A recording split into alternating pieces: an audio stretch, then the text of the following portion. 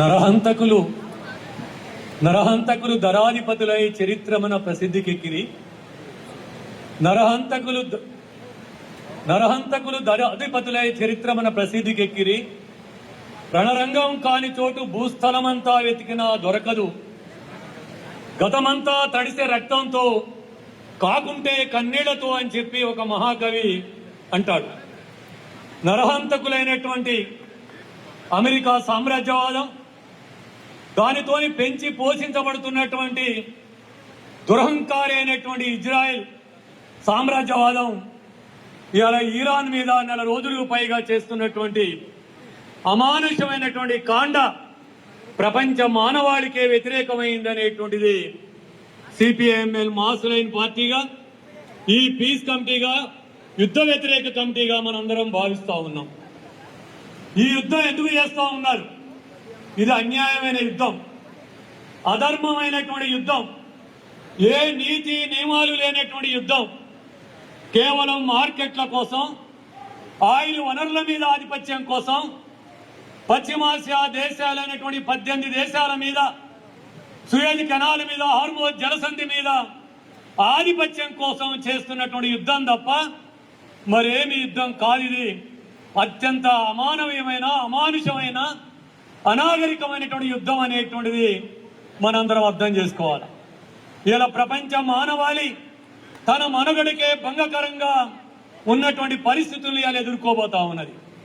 ఇలా ఇరాన్ అనేటువంటి దేశం, పర్షియా దేశం, 7,000 సంవత్సరాలకు పైగా చరిత్ర ఉన్నటువంటి దేశం, మెసొపొటేమియా నాగరికత విలసిల్లిన దేశం. ఇరాన్ హైదరాబాద్తోనూ కూడా 100 సంవత్సరాలుగా అవినాభావ సంబంధం ఉన్నటువంటి దేశం. హైదరాబాదే కాదు, భారతదేశంతో కూడా అవినాభావ సంబంధం ఉన్న దేశం. భారతదేశానికి మిత్ర దేశం, భారతదేశంతో అనేక స్నేహ సహకార ఒడంబడికలతో ఉన్నటువంటి దేశం. అలాంటి ఇరాన్ 1979లో వచ్చినటువంటి ఇస్లామిక్ విప్లవం తర్వాత, ఇస్లామిక్ రివల్యూషన్ తర్వాత అమెరికా సామ్రాజ్యవాదానికి వ్యతిరేకంగా ధీటుగా మొనగాడిగా నిలబడింది. అది ఇస్లామిక్ రిపబ్లికే కావచ్చు, వాళ్ళ విధానాల్లో వాళ్ళు కొనసాగించవచ్చు.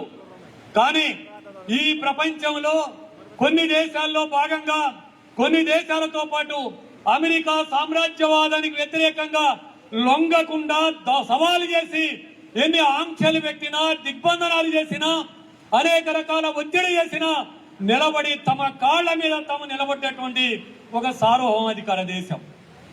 అక్కడే ఉన్నటువంటి 18 దేశాలు, ఆయిల్ వనరులు మధ్య ఆసియాలో ఉన్నటువంటి, పశ్చిమాసియాలో ఉన్నటువంటి 18 దేశాల ఆయిల్ వనరులన్నీ చేజిక్కించుకున్నటువంటి అమెరికా, దాని తైనాతీ అయినటువంటి ఇజ్రాయెల్ లొంగనటువంటి ఇరాన్ మీద అబద్ధాలు చెప్పి, తప్పుడు నెపాలు మోపి, ఏ ఆధారం లేనటువంటి ఆరోపణలు చేసి ఆకస్మికంగా అయ్యారో యుద్ధానికి పూనుకున్నది. 2003లో ఇరాక్ మీద యుద్ధం చేసి సద్దాం హుస్సేన్ ఉరిదీసింది. లెబనాన్ మీద యుద్ధం చేసింది, సిరియా మీద యుద్ధం చేసింది. అదేవిధంగానే అనేక దేశాలని, ఒక్కొక్క దేశాన్ని తమ లొంగవాడు తీసుకుంటూ వస్తున్నటువంటి పరిస్థితి. ఈ క్రమంలోనే చిన్న దేశమైనా తన కాళ్ళ మీద తను నిలబడుతూ ఇవాళ అమెరికాని సవాల్ చేస్తూ ఉంది. మనం 2 విషయాలు గమనించాలా. అమెరికా సామ్రాజ్యవాదానికి ఇవాళ, సామ్రాజ్యవాదం అంటే కాగితపు పులి, అది పులి కాదు, కాగితపు పులి అని మహోపాధ్యాయుడు అంటాడు, మార్క్సిస్ట్ మహోపాధ్యాయుడు అంటాడు కాగితం పులి అని. ఇవాళ అమెరికా సామ్రాజ్యవాదం కూడా మార్కెట్ లేకపోతే అది కాగిత పులి అని ఇవాళ ఇరాన్ ప్రజలు నిరూపించారు, ఇరాన్ దేశం నిరూపించింది అనేది మనం అర్థం చేసుకోవాలి. 1955 నుంచి 1975 వరకు దాదాపు 20 సంవత్సరాల పాటు వియత్నాం అనే చిన్న దేశం అమెరికా సామ్రాజ్యవాదాన్ని గడగడలాడించి, ఓడించి వెనక్కి కొట్టినటువంటి దేశం వియత్నాం దేశం. ఇలా వియత్నాం ఎట్లయితే చేసిందో ఇరాన్ లో కూడా 18 సంవత్సరాల పసి పిల్లవాడి నుంచి, నూనుగు మీసాల యవ్వనం నుంచి ఇలా ప్రతి ఇరానీయుడు అమెరికా సామ్రాజ్యవాదం ముందు తల వంచేది లేదు, తల ఎత్తుకుంటాం, అమెరికాకు 3 చెరువుల నీళ్లు దాపిస్తామని చెప్పి సవాలు చేసే ప్రతిఘటన ఏదైతే ఉందో, ఇరాన్ ప్రజలు చూపించే సర్వసత్వాక ఆత్మగౌరవం ఏదైతే ఉందో మనం పునిగి పుచ్చుకోవాలా, ఇలా గౌరవించాలా, దాన్ని మనం ప్రోత్సహించాలని చెప్పి కోరుతా ఉన్నాం. అందుకే ఈ అధర్మ యుద్ధం ప్రపంచాన్నంతా సంక్షోభంలో పుడుతుంది, సంక్షోభంలోకి నెడుతుంది. ఆర్థిక సంక్షోభం వచ్చింది, ఆయిల్ సంక్షోభం వచ్చింది, రూపాయి విలువ తరిగిపోయింది. అదేవిధంగానే అన్ని వస్తువుల ధరలు పెరిగిపోతాయి. రానున్న కాలంలో చాలా ఇబ్బందులు ఎదుర్కొంటున్న నాకంటే ముందు మిత్రులు చెప్పారు. అందుకే ఈ యుద్ధం ఇరాన్ అమెరికా మధ్య కాదు, ఈ యుద్ధం మన మీద, మన పసిపిల్లల మీద, మన దేశంలో 140 కోట్ల మంది ప్రజల మీద. అందుకే భారతదేశంగా, వర్తమాన దేశంగా, ఓ సార్వభౌమాధికార దేశంగా యుద్ధాన్ని వ్యతిరేకించాలా. ఆ యుద్ధ వ్యతిరేక ర్యాలీలో పాల్గొన్న హైదరాబాద్ లో అన్ని సంస్థలకి, తెలంగాణలో అన్ని పార్టీలకు కూడా ఈ సందర్భంగా నేను రెడ్ సెల్యూట్ తెలియజేస్తా ఉన్నాను. చివరిగా ఒక్క మాట, నరేంద్ర మోడీ స్వదేశీ అని చెప్పాడు, నరేంద్ర మోడీ పంచశీల సూత్రాలు కట్టుబడినని చెప్పాడు, విశ్వ గురువునని చెప్పాడు. ఇవాళ ఇంతకుముందు రాఘవులు గారు చెప్పారు, నారాయణ గారు చెప్పారు. విశ్వ గురువు ఎవరైతే ఉన్నాడో నరేంద్ర మోడీ, ఇవాళ ట్రంప్ కాళ్ళ దగ్గర కూర్చొని వంగి వంగి దండం పెట్టే ఒక నీచమైన పనికి చేస్తా ఉన్నాడు.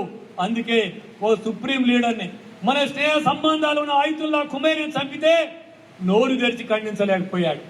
అంతేకాదు తన ఆత్మరక్షణ కోసం, అమెరికా మూలాన్ని దెబ్బకొట్టడం కోసం అమెరికా స్థావరాల మీద దెబ్బకొడితే దాన్ని ఖండించాడు. అంటే అర్థం ఏమిటి?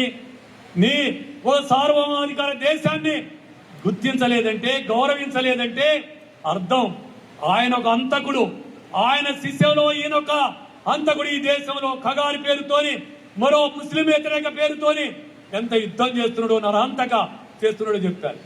ఇంతకుముందు మొన్న ఒక నాయకుడు చెప్పాడు, అందరూ నాయకత్వంలోకి వచ్చినాక ఉన్మాదం చేశారట, నరహత్యలు చేశారు. నరేంద్ర మోడీ నరహత్యలు చేస్తేనే అధికారంలోకి వచ్చాడు. ఈరోజు ప్రత్యేకత అది. అందరూ అధికారంలోకి వచ్చి హత్యలు చేస్తే నరేంద్ర మోడీ గుజరాత్ లో నరమేధం చేస్తూ అధికారంలోకి వచ్చాడు. అందుకే అంబానీ సేవలు కావాలి, ఆదానీ సేవలు కావాలి. ఎఫ్టీన్ ఫైల్స్ లో బయటపడ్డ తను రంగును కాపాడుకోవడానికి, తన యొక్క కుంభకోణాన్ని కాపాడుకోవడానికి ఇవాళ అమెరికాకి వంగి వంగి సలాం కొడుతున్నాడు. ఇది మన ఆత్మ గౌరవానికి వ్యతిరేకమైంది, మన దేశ పరువు ప్రతిష్టలకు వ్యతిరేకమైంది.